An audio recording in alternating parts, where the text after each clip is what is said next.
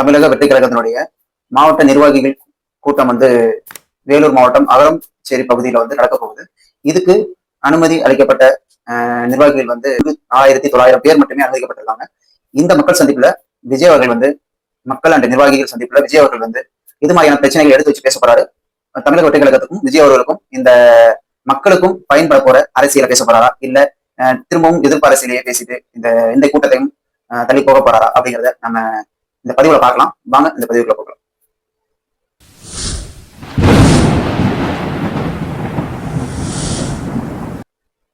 TVK கட்சியுடைய தலைவர் அவர்கள் 2024 அந்த காலகட்டத்துல அவருடைய கட்சி ஆரம்பிச்சு இப்ப 2026 ஒரு 2 வருடங்கள் கிட்டத்தட்ட ஆக போகுது. இப்போ இந்த வரிசையில அவர் குறுகிய நாட்களுக்குள்ளேயே மக்களுடைய ஆதரவை பெற்றிருக்காரு. இருந்தும் இவருக்கு அந்த முதல்வர் ஆகிற இடத்துக்கு அவர் போயிருக்காருன்னா அது ஒரு கொஸ்டின் மார்க் இருக்கு.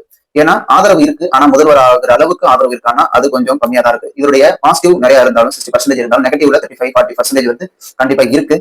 வேலூர் இந்த நிர்வாகிகள் சந்திப்புல 4900 பேர் மட்டும் அனுமதி, அதுவும் கியூஆர் கோட் ஸ்கேன் பண்ணி தான் அனுமதிப்பாங்க அப்படிங்கிற ஒரு முறையை பின்பற்றாங்க. அதுல இன்னும் 4900 பேர் அமர்றதுக்கான சேர் வசதிகளும் கொடுத்திருக்காங்க. அது மட்டும் இல்லாம மதியம் டைம் ஈவினிங் டைம் நடக்கிறது வெயில் பயங்கரமா இருக்கும் அப்படிங்கிறத கருத்துல கொண்டு, அதாவது மேற்கூரை அமைச்சிருக்காங்க. அது ஒரு ராட்சச மேற்கூரை மாதிரி, அது பெரிய மேற்கூரை மாதிரி, அது உள்ளதான் அந்த ஃபங்க்ஷன் நடக்க போகுது. அது மாதிரி ஒரு மேற்கூரை அமைச்சு எல்லா வசதிகளுமே வாட்டர் வசதியில இருந்து கலெக்டர் வசதியில இருந்து ஆம்புலன்ஸ் வசதியில இருந்து மருத்துவ வசதியில இருந்து எல்லாமே பக்கவா ரெடி பண்ணிட்டு தான் இந்த ஃபங்க்ஷனுக்குள்ள போறாங்க. இது வந்து இதுவரையும் இது மாதிரி சின்ன கூட்டத்துக்கு இது மாதிரி அமைச்சு யாரும் பேசினதுல ஒரு கூடாரத்துக்கு அமைச்சிருக்காங்க, ஆனா வெளியே ஒரு கூடாரமே அமைச்சது இல்லை. இது வந்து புது விஷயமா பார்க்கப்பட்டாலும், ரெண்டாவது இது மக்கள் பிரச்சனையா அவர் என்ன பேசுறாரு அப்படிங்கிறது தான் மிக முக்கியமா இந்த கூட்டத்துல.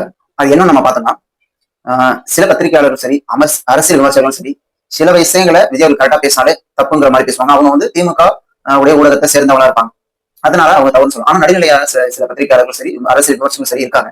அவங்க வந்து என்ன எதிர்பார்க்கறாங்க, மக்கள் பிரச்சனையை மெயினா பேசுறாரா அப்படிங்கிற விஷயங்களை எதிர்பார்க்கறாங்க. மக்களுமே அதான் எதிர்பார்க்கறாங்க. ஆக்சுவலா சொல்ல போனா மக்களுமே வெறும் திமுக எதிர்ப்பு அரசியல் மட்டும் செய்யாம மக்களுக்கு தேவையான பிரச்சனைகளை சொல்லி அதுல திமுக என்ன பண்ணுது அப்படிங்கிற விஷயங்களை விஜய் அவர்கள் பேசுறாங்களா அப்படிங்கிறத மெயினா பாக்குறாங்க. அதாவது ஒவ்வொரு விஷயத்தையும் மக்களோட பிரச்சனை இது இருக்கு, இதுல அந்த அரசு என்ன பண்ணுது, இதுல இந்த அரசு என்ன பண்ணுது அப்படிங்கிறத கோடிட்டு காட்டினா இது பக்காவா இருக்கும் அந்த ஸ்பீச் கூட. ஆனா அவரு கடந்த காலங்களில் பேசின பேச்சை விட இப்ப வர பேசுற பேச்சு வந்து இம்ப்ரூவ்மெண்ட் இருக்கு கண்டிப்பா. அப்பனா இந்த சந்திப்புலையுமே இந்த வேலூர் இந்த சந்திப்புலையுமே கண்டிப்பா அவரோட ஸ்பீச் இம்ப்ரூவ்மெண்ட் தான் இருக்கும்.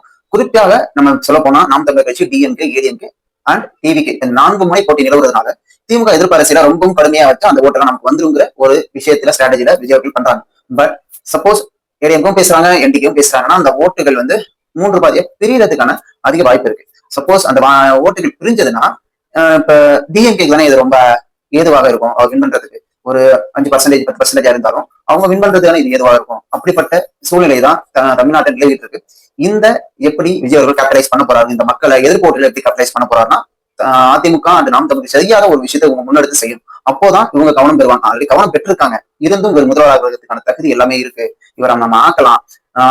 இவர் வந்து மக்கள் பிரச்சனை நிறைய விஷயங்கள் பேசுறாரு அப்படின்னு இருக்கும்போது இந்த விஜய் அவர்களுக்கு ஓட்டு போடலாம் அப்படிங்கிற ஒரு மன எண்ணோட்டத்தை மக்களுக்கு விஜய் அவர்கள் கிரியேட் பண்ணணும். இப்ப குறிப்பா சொல்ல போனா வேலூர் ஊருக்குள்ள நிறைய பிரச்சனைகள் இருக்கும். இப்ப அவங்களோட எம்எல்ஏ எம்பி எல்லாம் ஆல்ரெடி ஏடிஎம்கே டிஎம்கே சேர்ந்தவங்க இருப்பாங்க, காங்கிரஸ் தேமுதிக பாஜக சேர்ந்தவங்க இருக்க வாய்ப்பு இருக்கு. அப்படி இருக்கும் பொழுது அதாவது ஊருக்குள்ள உள்ள நிறைய பேர் வந்து நிறைய கொஸ்டின்ஸ் சொல்லியிருப்பாங்க, நிறைய பேர் விஷயங்கள் நான் பண்றோம்னு சொல்லியிருப்பாங்க, அதை பண்ண தவறியிருப்பாங்க. அது மாதிரி விஷயங்களை அவங்க அட்ரஸ் பண்ணி அதுக்கு ஒரு சொல்யூஷன் சொல்லிட்டு இது திமுக செய்யல, இதை நாங்க வந்தா செய்வோம் அப்படிங்கிற ஒரு விஷயங்களையுமே தாவக தலைவர் பேசணும். அப்பதான் அது மக்கள் மத்தியில கண்டிப்பா ஏற்படும். இல்லைன்னா அது ஒரு பிரச்சனையா தான் போகும். மற்றும் வேலூர்ல பிரச்சனைகள் நம்ம சொல்ல போனா குடிநீர் பிரச்சனை இருக்கு, ரோடு வசதி பிரச்சனை இருக்கு, தொழிற்சாலைகள்லாம் வர்றதுல அசுத்த பிரச்சனைகள் இருக்கு. அதாவது நிறைய பிரச்சனைகள் அங்க வந்து அப்புறம் கூட்ட நெரிசல், அதாவது பஸ் ஸ்டாண்டுக்கு போறாங்க, மார்க்கெட்டுக்கு போறாங்க, கூட்ட நெரிசல் பயங்கரமா இருக்கும், டிராபிக் வந்து பயங்கரமா. இது நார்மலா எல்லா ஊர்லயும் ஆகுது. ஆனா அதுக்கான சொல்யூஷன் என்ன பண்ணிருக்காங்க, அப்படியே தான் இருக்கணுமா, அதுக்கு ரோடு வசதி எதுவும் தனியாக ஏற்படுத்தி கொடுத்துருக்காங்களா, இங்க போனா அதே கூட்டம் இருக்கு, அது மாதிரி வசதி எதுவும் ஏற்படுத்துற மாதிரி சொல்லியிருக்காங்களா, அதுக்கு சொல்யூஷன் என்ன அப்படிங்கிறத விஜய் அவர்கள் அதுக்கு சொல்யூஷன் சொல்லிட்டு இது மாதிரி பிரச்சனைகள் பண்ண தவிர்க்காங்கன்னு சுட்டி காட்டணும். குடிநீர் தான் பெரும் பிரச்சனையா இருந்திருக்காங்க. அதாவது கோடை காலங்களில் குடிநீர் தட்டுப்பாடு அதிகம் இருந்திருக்கு வேலூர்ல. அப்படி பார்க்கும்பொழுது அங்க அந்த குடிநீருக்கான சொல்யூஷன் என்ன அப்படிங்கிறதையும் அவங்க பேசுவாங்களாங்கிற மீது பொறுத்து பார்க்கணும். இல்ல இதெல்லாம நிறைய பிரச்சனைகள் இருக்கு அப்படின்னா அதையுமே அவங்க அட்ரஸ் பண்ணி அந்த விஷயங்களை பேசி மக்கள், அதாவது குறிப்பா மேலோட்டமா உள்ள மக்களுக்கு, போன் யூஸ் பண்ற மக்களுக்கு விஜய் கட்சி தெரியும். ஆனா எதுவுமே தெரியாம இருப்பாங்க பாத்தீங்கன்னா, இப்ப திமுக ஏடிஎம்கேக்கு ஓட்டு போட்டிருப்பாங்க. அவங்க வந்து என்ன மைண்ட் செட் இருப்பாங்கன்னா, 1000 ரூபாய் காசு வருது, 5000 ரூபாய் காசு கொடுத்தாங்க, அப்ப அவங்களுக்கு நம்ம ஓட்டு போடுற ஒரு மைண்ட் செட் மட்டும் தான் இருக்கும். இந்த ஊருக்கு நல்லது செஞ்சிருக்காங்களா, அவங்க நல்லது செஞ்சிருக்காங்களா, அவங்க கிட்டவங்களா எந்த எதுவுமே தெரியாது அவங்களுக்கு.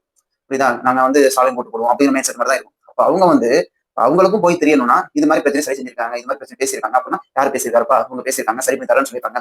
அப்ப அவங்க பாதிக்கப்பட்டு இருந்திருப்பாங்க பிரச்சனைக்கு. அப்போ அதை பேசினா அவங்களுக்கு ஈடுபடும் அது மாதிரி பிரச்சனைக்கு. அப்ப அது வந்து அந்த மக்களையும் கவர மாதிரியான விஷயங்களா இருக்கும்.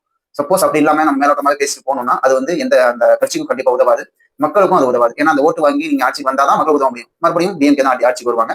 நீங்க இதே மாதிரி அடுத்த வருஷம் பேசிக்கிட்டே இருக்கலாம். அவ்வளவுதான் நடக்குமே தவிர வேற எதுவும் முன்னேறதுக்கான வழிகள் எதுவும் நடக்காது. இப்ப இந்த மீட்டிங்ல விஜய் அவர்கள் எது மாதிரியான நிலைப்பாட்டை எடுத்து மக்கள் மத்தியில கொண்டு போய் இந்த பிரச்சாரத்தை சேர்க்க போறாரு அப்படிங்கிறத பொறுத்திருந்து பார்க்கலாம். நன்றி.